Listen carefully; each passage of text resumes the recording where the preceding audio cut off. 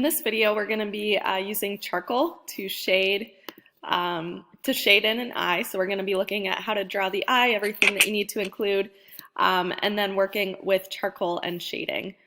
So getting started, definitely use simple shapes. So don't add a lot of detail right away.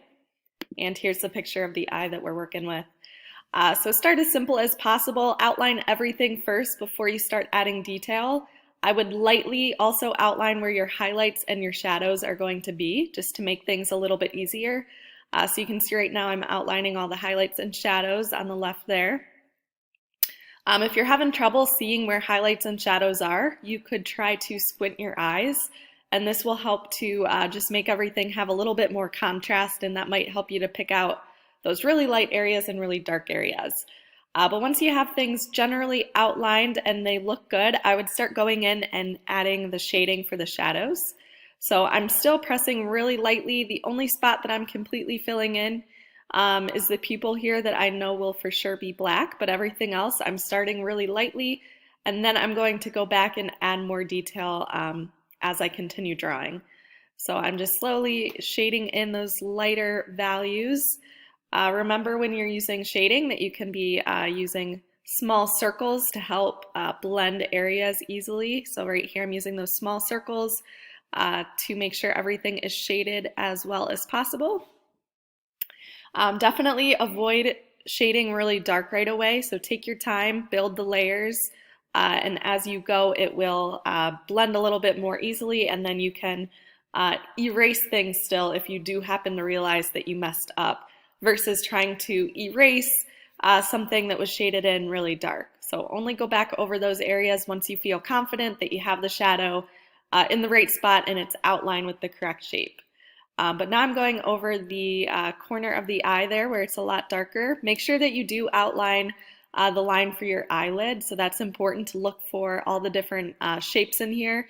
You'll also notice that right under the eye here, there's a highlight before the eyelashes, so make sure you're leaving that area a highlight if you do have that section show up on your eye. So really look for all of the parts of the eye here. Look at what's actually in the picture versus what you assume to be there. So really spend a good amount of time observing the picture as you're drawing.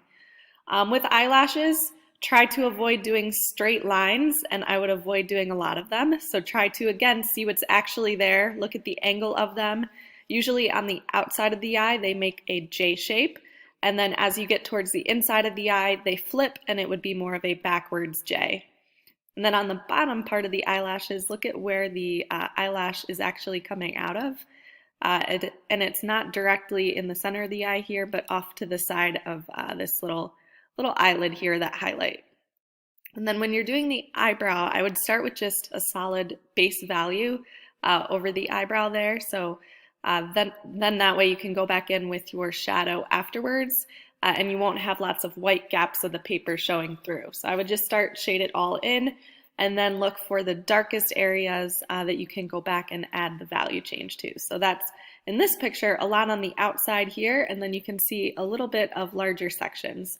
But the whole thing is not 1,000 individual hairs. So again, I'm just looking for sections of shadow. Maybe try to look at the shape that that shadow makes as you're filling it in. And remember, you do have that kneadable eraser, so you can kind of tap the areas that you want to lighten, or if you have any more highlights that you need to add. So really take your time. Here's what the end result looks like.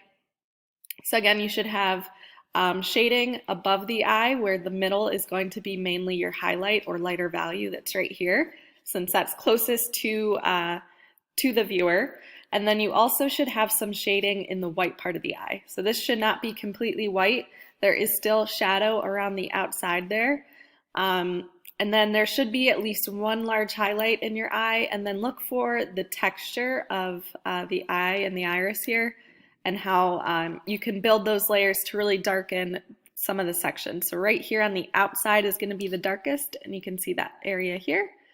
And again, really focus on those eyelashes. I would save the eyelashes for the very last thing that you do, because you still need that value change underneath them. So it shouldn't be completely white underneath the eyelashes there.